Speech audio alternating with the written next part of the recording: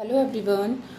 Yesterday we have discussed, in last video we have discussed about the structure of ER, function of ER. Today we are going to start the next cell organelle, that is Golgi apparatus. This Golgi apparatus, or we can say Golgi body, or we can say Baker's body, or we can say lipochondria. This Golgi body is also called as Golgi apparatus, Baker's body, lipochondria, etc. Why it is called as Golgi bodies or Golgi apparatus? Firstly, we will talk about this. There was a scientist, Camillo Golgi, who discovered this Golgi apparatus in a owl nerve cell. जो उल्लू होता है, उस उल्लू की nerve cell के अंदर सबसे पहले कैमिलो गोल्जी साइंटिस्ट ने एक एपरेटस या एक नई बॉडी की खोज की, that is called as Golgi body. So this Golgi body, firstly if you will see, this is the structure of Golgi body. This Golgi body is made up of this type of structures. This is called as cisternae, long tubular fluid structures. These structures were also present in ER, okay, and these are called as cisternae. And round sac-like structures, that is called as vesicles. Okay, so these are formed by cisternae and vesicles. So here you can see that this one cisternae, second cisternae, third cisternae. So here we can see that many cisternaes are present parallel to each other. So if I am giving you some coins, then I'll say that कि आप क्या काम करो, इसका एक stack बनाओ, इनको एक के ऊपर एक अरेंज करो, तो आप उसको क्या बोलोगे? You will say that it is a stack of coins. Same अगर सिस्टर्नीज को अरेंज किया जाता है पैरेलल टू ईच अदर, एक के ऊपर एक अरेंज किया जाता है, तो जो स्ट्रक्चर बनती है that is called as cisterns. That is called as cisterns. So this one should be clear to you that cisternae क्या है? Liquid filled structures होती हैं, parallel to each other होती हैं. Second one is the vesicles, that is a long pouch like structures, or we can say bag like structures or sac like structures. Okay, now listen, this phase is called as transphase, जहाँ से आप देख रहे हो कि क्या हो रहा है, बहुत सारी वेसिकल्स फ्री हो रही हैं, और ये जो स्ट्रक्चर है that is called as cis phase. This one is trans phase, this one is cis phase. ये जो सिस फेज है वो किधर की तरफ होती है? ये न्यूक्लियस की तरफ होती है. और ये जो ट्रांसफेज है वो किधर होती है? वो प्लाज्मा मेम्ब्रेन की तरफ होती है. Okay, if I am saying this one is a cell और this one is a nucleus, तो इसमें जो सिस फेज होगी वो बाहर की, जो सिस फेज होगी वो इधर होगी, और जो ट्रांसफेज होगी वो बाहर की तरफ होगी. Okay, so what is the function of this Golgi body? Firstly we should understand that होता क्या है कि बहुत सारे सपोज न्यूक्लियस है. ये जो न्यूक्लियस है इसके अंदर भी क्या है, जैसे न्यूक्लियस की आपने देखा था कि हमने क्या बनाया था, यहाँ पे हमने बनाई थी this one is nucleus. Okay, इस न्यूक्लियस की न्यूक्लियर वॉल्स थी, इनके ऊपर क्या प्रेजेंट थी, क्या बोलते थे इनको? ईआर बोलते थे. अब ये ईआर क्या काम करती थी? ये जो ईआर थी वो कई सारे सब्सटेंसेस बनाती थी, जैसे कि क्या बनाती थी? प्रोटीन्स बनाती थी, राइबोस प्रोटीन्स बनाती थी. जो रफ ईआर है दैट विल फॉर्म प्रोटीन, जो स्मूथ ईआर है that will form hormones, enzymes, ये सब बनाते थे. तो अब क्या था कि यहाँ से जो स्मूथ ईआर है और रफ ईआर है, मतलब न्यूक्लियस जो है, न्यूक्लियस के ऊपर जो कंटेंट है, उन्होंने जो भी कुछ बनाया वो सब कहाँ जाता है? इस गोल्जी बॉडी की सिस फेज के थ्रू कहाँ चला जाता है? अंदर चला जाता है.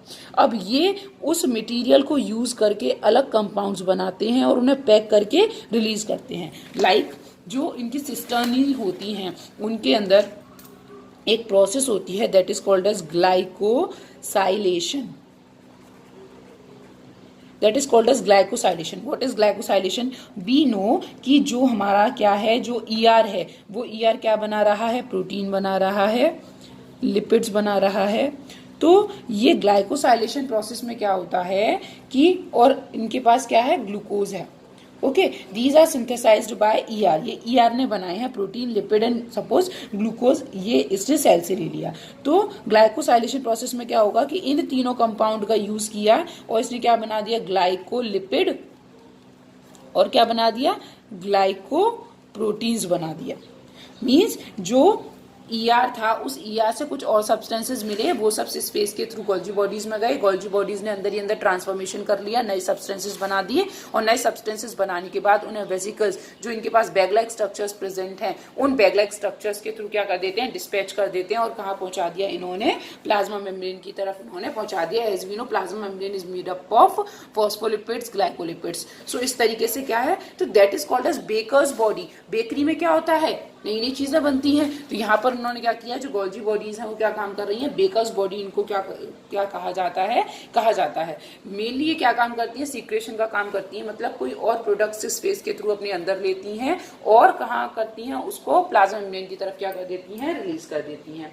एक नई चीज और, in plant cell cisternae stacks की तरह नहीं दिखते, छोटे छोटे टुकड़ों में मिलती है। मीन्स 2-4 सिस्टर्न इधर, 2-4 सिस्टर्न इधर, 2-4 सिस्टर्न इधर, एक ही जगह पर एक बड़ा ग्रुप नहीं बनाती है। दैट इज वाई वहां पर जो प्लांट है ना, वहां पर प्लांट्स के अंदर इनको क्या कहा जाता है, डिक्टियोसोम्स कहा जाता है।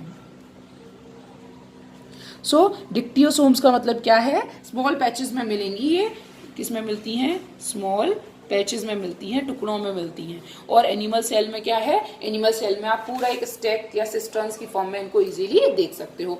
सिस फेज क्या है, जिसके थ्रू ये मटेरियल को अंदर लेगा, ट्रांस फेज क्या है, जिनमें वेसिकल्स में नए नए कंपाउंड्स को बना के क्या करेगा, ये फ्री करेगा। Okay, next is very important that it is absent in, ये एब्सेंट किन में होती हैं, तो ये हमने पढ़ा था, all the cell organelles are absent in the case of prokaryotes. Prokaryotes के अंदर क्या होते हैं, सेल ऑर्गेनेल्स एब्सेंट होते हैं। So these Golgi bodies will be absent in the case of prokaryotes as well as, ये जो है वो एब्सेंट होती हैं, किसके अंदर एब्सेंट होती हैं, ह्यूमन आरबीसीज।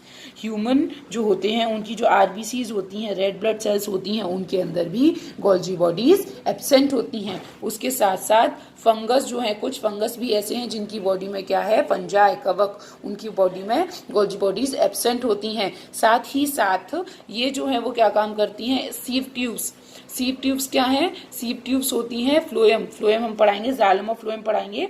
तो जो फ्लोएम है उसके अंदर सेल्स होती हैं, सीव ट्यूब्स, उनके अंदर भी गोल्जी बॉडीज एब्सेंट होती हैं। So what is Golgi apparatus, Golgi apparatus और गोल्जी बॉडीज क्यों बोला जाता है, बिकॉज कैमिलो गोल्जी ने सबसे पहले जो आउल होता है उसकी नर्व सेल के अंदर देखा था, दैट इज वाई उसको क्या नाम दिया गया, उस साइंटिस्ट के नेम के बेस पर उसको गोल्जी एपरेटस या क्या बोला गया, गोल्जी बॉडी बोला गया। ये बेकर्स बॉडी क्यों कहा जाता है, बेकर्स बॉडी इसलिए बोला जाता है कि ये कुछ और प्रोडक्ट्स को लेता है और उन रिएक्टेंट्स को यूज करके एक नए प्रोडक्ट बनाता है और उनको क्या करता है, ट्रांसफेज की तरफ क्या कर देता है, ट्रांसफेज के थ्रू फ्री कर देता है। इसकी जो सिस फेज होती है वो ऑलवेज न्यूक्लियस की तरफ होती है, ट्रांसफेज जो होती है वो प्लाज्मा मेम्ब्रेन की तरफ होती है।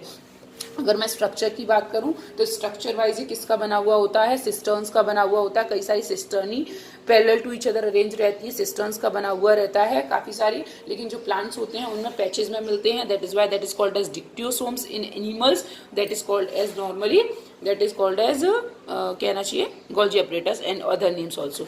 देयर इज ऑल्सो अब यहाँ से जो वेसिकल्स फ्री कर रहा है ना, अब सपोज इसने एंजाइम्स को उसमें भर के फ्री किया, तो वहीं पर हमारे एक नया आएगा lysosomes. Lysosomes that are called as suicidal bags. तो जो लाइसोसोम्स बनाने का भी काम है वो किसका होता है, लाइसोसोम्स भी कौन बनाता है, यही बनाते हैं। इसके साथ साथ वैक्यूल्स जो हैं वो भी किससे बनती हैं, इसी से बनती हैं। ठीक, उसके साथ साथ जो स्पर्म सेल्स जो है, उन स्पर्म सेल में एक एक्रोसोम होता है, मतलब स्पर्म का जो हेड होता है उसके ऊपर एक कवरिंग बनती है, वो भी कौन बनाता है, यही बनाता है। उसके साथ साथ हेमिसेलुलोज, जो सेल वॉल है जो बनी हुई होती है हेमिसेलुलोज की, वो भी कौन बनाता है, गोल्जी बॉडीज ही बनाती हैं। अच्छा, इसमें एक बहुत अच्छा टर्म है, that is principal director of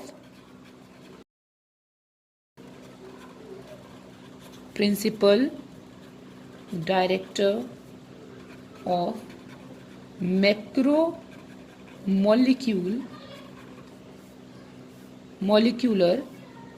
traffic in cell. इसका मतलब क्या है?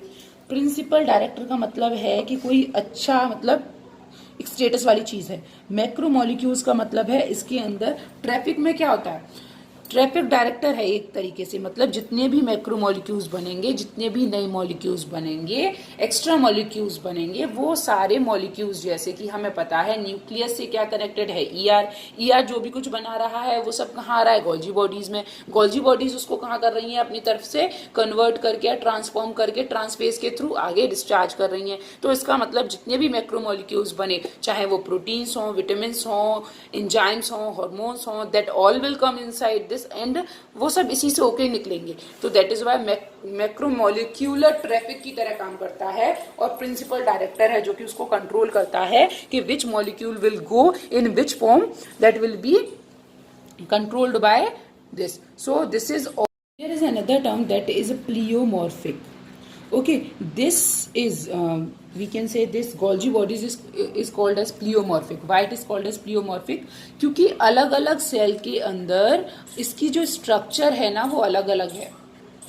स्ट्रक्चर क्या रहती है, अलग अलग। मैं ये नहीं बोल सकती प्रॉपरली कि इतनी सिस्टर्नी इसमें है, इतनी वेसिकल्स इसमें है, सेम ऐसी स्ट्रक्चर किसी दूसरी सेल में होगी। नो, इन एवरी सेल और in different cell the structure of this Golgi body will be different. That property is called as pleomorphic, means in different cell structure will be different. Structure भी क्या होगी, different होगी। अगर in short मैं बात करूं what is the function of this, then we will say mainly it is responsible for secretion. Secretion how, किसी space के थ्रू लेता है, ट्रांसफेस के थ्रू क्या काम करता है, किसी भी चीज को अपने अकॉर्डिंग ट्रांसफॉर्म करके रिलीज करता है। सेकेंड वन इज, ये जो है वो किसकी तरह काम करता है, पैकेजिंग के लिए काम करता है। पैकेजिंग बॉडी भी कहा जाता है इसको, क्योंकि ये जितने भी इसने हार्मोन्स, एंजाइम्स, जो भी कुछ इसने अंदर लिया उनको वेसिकल्स में पैक कर करके, जैसे कि एंजाइम जो थे उन्हें एक वेसिकल में पैक करके रिलीज किया, that will be lysosome, suicidal bags, that we will discuss after this. Okay, and the it will also helpful in the formation of hemicellulose. So in plants it is called as dictyosomes because it is present in scattered manner, but in the case of animals it is known as normally Golgi bodies, Baker's body, principal director of macromolecular traffic in cells. That is all about that. Okay, so our next topic our next topic is lysosomes. As we know, मैंने भी आपको बताया कि जो Golgi bodies हैं वो Golgi bodies ने enzymes को पैक करके वेसिकल्स में ट्रांसफेज के थ्रू रिलीज़ किया, दैट इज़ कॉल्ड, उनको क्या बोला गया था, लाइसोसोम्स बोला गया था. तो these are vesicle like structures that contains the enzymes and these are digesting enzymes. Digestive enzymes हैं, और ये जो डाइजेस्टिव एंजाइम्स हैं ये एंजाइम्स किसने बनाए हैं, RER ने बनाए हैं, रफ एंडोप्लाज्मिक रेटिकुलम ने बनाए हैं. ठीक, अब ये जो लाइसोसोम है वो करते क्या हैं, जैसे कि ये किसकी तरह काम करते हैं, सपोज हमारी बॉडी में बहुत सारी डेड सेल्स हैं, ठीक है, तो ये जो लाइसोसोम्स हैं ये वहाँ जाके क्या हो जाते हैं, बस्ट आउट हो जाते हैं. बस्ट होने के बाद सारी जो सेल्स हैं उनको क्या कर देते हैं, डाइजेस्ट कर देते हैं. क्योंकि ये उनको डाइजेस्ट कर गए, आप इस तरीके से समझ सकते हो कि अगर जो अपना बाथरूम क्लीनर जो होता है उसमें बहुत सारी गंदगी है, बैक्टीरिया है, वायरसेस हैं, हमने हार्पिक डाला तो क्या हुआ, उस हार्पिक के साथ जितने भी वायरसेस थे, बैक्टीरिया थे, वो सब क्या हो गए, डाइजेस्ट हो गए, मर गए, हट गए वहां से. तो सेम वो काम किसका है, लाइसोसोम का है. तो लाइसोसोम क्या कर जाते हैं, डाइजेस्ट कर देते हैं. किसको डाइजेस्ट करते हैं, ये जो बैक्टीरियाज हैं, वायरसेस हैं, बॉडी के अंदर डेड सेल्स हैं, उनको क्या करते हैं, डाइजेस्ट कर जाते हैं. ठीक, उसके साथ साथ अब इससे क्या होगा, क्योंकि अगर ये बैक्टीरिया और वायरस को अगर ये डाइजेस्ट कर रहे हैं तो ये क्या करेंगे, it will prevent infection, infection से बचाएंगे. डेड सेल्स को अगर ये काम कर रहे हैं, हमारी बॉडी में जितनी डेड सेल्स हैं अगर उनको रिमूव कर रहे हैं तो ये किसकी तरह काम कर रहे हैं, ये क्लीनर्स की तरह काम कर रहे हैं. किसकी तरह काम कर रहे हैं, cleaners. These are also called as cell cleaners, और these are also called as cellular housekeeper. Cellular house keeper. उसके साथ ही साथ इसको क्या बोला जाता है, स्कैवेंजर भी बोला जाता है. समटाइम्स क्या होता है कि अगर यहाँ पे आके ये बस्ट हुए और ये डेड सेल्स को, वायरसेस को, बैक्टीरिया को, इन सबको अगर ये रिमूव करेंगे तो सीधी बात है कि ये जो उनकी खुद की जो आइडेंटिटी थी वो भी क्या हो जाएगी, इनके साथ डिसॉल्व हो जाएगी, डाइजेस्ट हो जाएगी. That is why these are also called as suicidal bags. इन्होंने खुद ही तो सुसाइड कर ली. सुसाइड कैसे कर ली कि जहां पर भी डेड सेल्स थी, बैक्टीरिया थे, वायरसेस थे, वहां गए, वहां जाके बस्ट हो गए, खुद को भी डिस्ट्रॉय कर लिया और दूसरी सेल्स को भी डाइजेस्ट करने में उन्होंने हेल्प किया. So that is why these are called as suicidal bags. And listen this thing and keep this thing in your mind that these lysosomes are originated from the Golgi body. In last video we have talked about endomembrane system, जिसमें मैंने बताया था कि ER, Golgi bodies, ये सब क्या हैं, आपस में इंटरलिंक्ड हैं. अभी अब मैंने क्या बताया, this one is nucleus. Nucleus से क्या लगा हुआ है, ये मेरी क्या लगी हुई थी, ER लगा हुआ था. इसी ER का कुछ पार्ट है जो क्या है, RER है. उसके ऊपर दूसरा पार्ट है दैट इज SER. ठीक, अब देखो क्या हुआ, जो भी मटेरियल RER ने बनाया मीन्स प्रोटीन्स, वो मटेरियल कहाँ भी आएगा, SER के पास भी आएगा. SER ने भी बनाया है, क्या बनाया है, एंजाइम्स हैं, लिपिड्स हैं. The material that is synthesised by RER and SER that will come in Golgi body. तो किसके अंदर आएगा, गोल्जी बॉडीज के अंदर आएगा. फॉर एग्जाम्पल मैंने एक प्रोसेस बताई थी that is glycosylation. Glycosylation is a process in which क्या होता है, जो गोल्जी बॉडीज होती हैं वो लिपिड, प्रोटीन्स, ग्लूकोज इनको यूज करके दूसरे कंपाउंड्स बनाती हैं like glycoproteins, glycolipids. Okay, so Golgi bodies के पास आया. अभी गोल्जी बॉडीज क्या काम करती हैं, उन्हें वेसिकल्स में पैक कर करके क्या करती हैं, आगे ट्रांसफर करती हैं by the help of trans face. Clear. So this trans face then this will form the lysosomes. So RER, SER, Golgi bodies and lysosomes all are interlinked together. That is why this is called as endomembrane system. Means this system is made by the started with endo inside the cell. Next cell organelle is ribosome. This ribosome is dense spherical granular particle which occur freely in matrix or cytosol. This is present in cytosol. Some of the amount is, this is linked with the ER, that is why that is called as RER. Okay, and this ribosome is made up of RNA, ribonucleic acid plus proteins.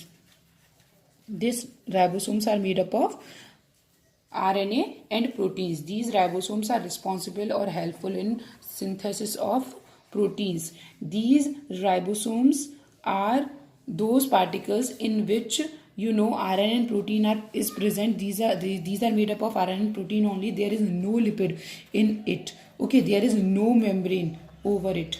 इसके ऊपर ना कोई membrane है ना कोई lipid है, ये केवल आरएनए और प्रोटीन्स के बने हुए हैं. और प्रोटीन सिंथेसिस के लिए क्या होते हैं, ये रिस्पॉन्सिबल होते हैं. These are present in prokaryotic cell and eukaryotic cell, both, दोनों सेल्स में प्रेजेंट होते हैं. But in the case of prokaryotic cell it is of 70S type and in eukaryotic cell it is of 80S type.